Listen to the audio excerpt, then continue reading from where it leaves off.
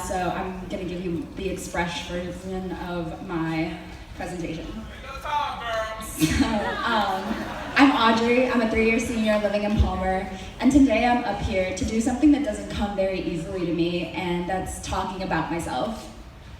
Reasons why this PowerPoint is named Adriana Maria Gonzalez.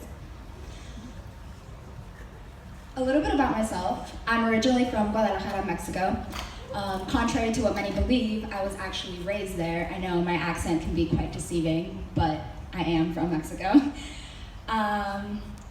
I currently live in Morelia, Michoacan, which is also known as the monarch butterfly state. You should probably keep that in mind for later on. As you can see, both cities are completely normal. There's no donkeys going around. We have electricity, we have roads.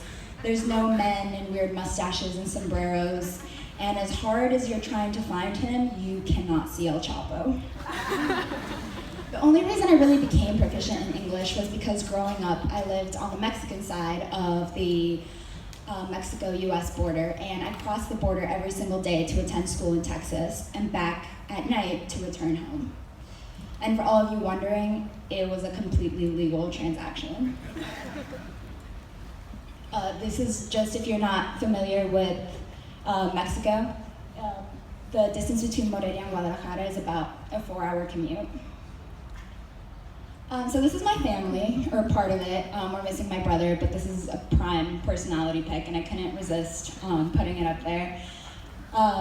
The 2 people next to me are definitely the people I have to thank for the person I became today. And I know it sounds very corny, but although I may not see eye to eye with them all the time, or anytime, I've come to realize that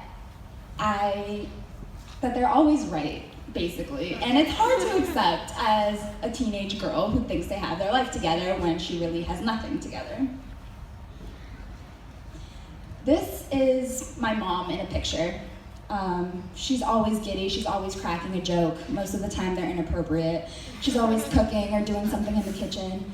She tries to be like me sometimes because people often mistake us for sisters, even though there's like a 100-year age gap between us. But I guess it's the way our relationship is built.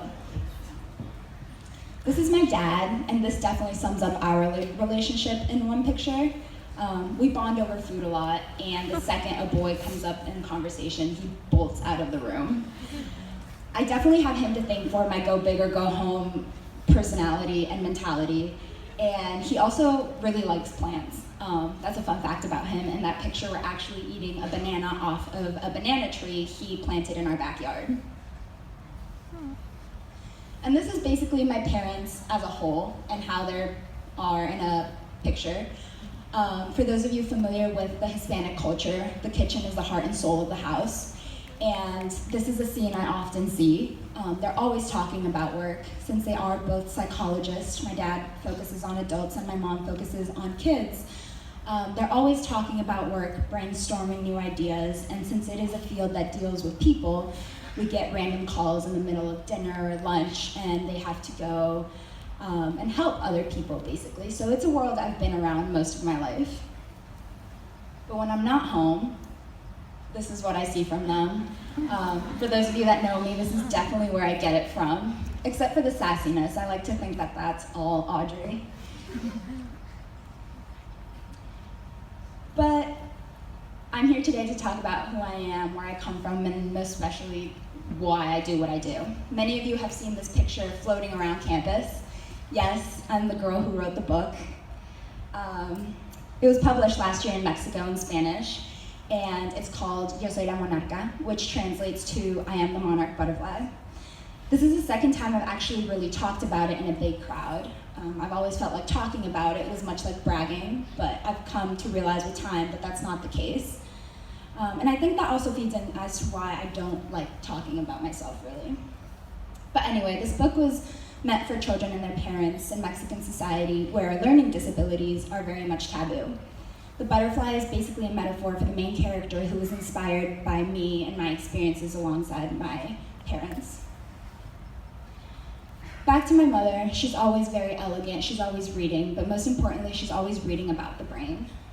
I've shadowed her in her job with children ever since I have any recollection, And my love for cognitive and behavioral sciences has definitely been thanks to her.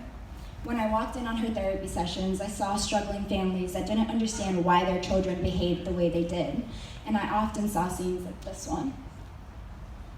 My mom and I witnessed out-of-control parents completely misunderstanding the fact that their children weren't a problem, but rather that they had a problem. Sometimes it was trauma, sometimes it was ADHD, and sometimes it was just neglect. These pictures come straight out of my book, by the way. I also often saw scenes like this one, mothers crying because they felt guilt and responsible for not understanding their child, for failing them and not helping them sooner.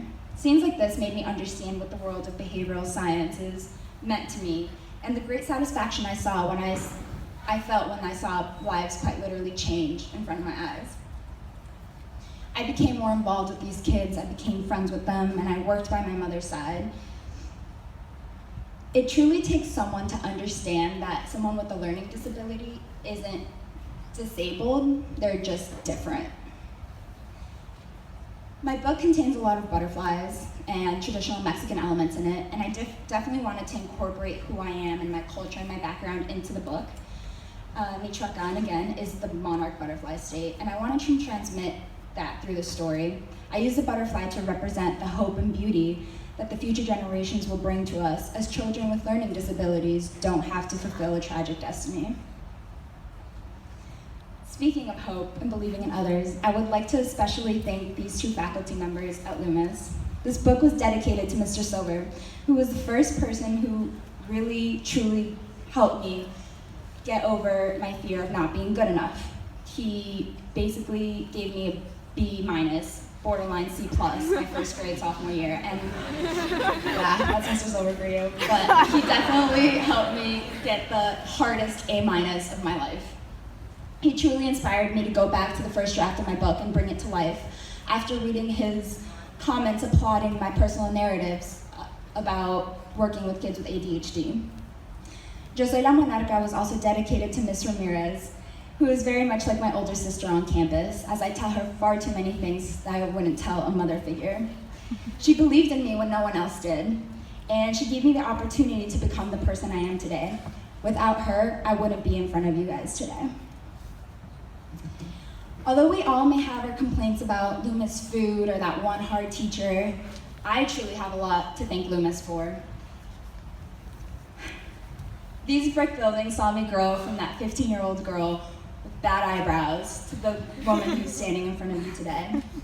And although I can't wait to start a new chapter in my life and pursue my dreams and passions, a place like Loomis will truly be missed. We have the opportunity to try new things, to become friends, to meet new people, and to become a family. To my freshmen in the room, this is as good as it gets. Every day that passes by, the day you will not get back to try something new, no matter how far away from your comfort zone it may be.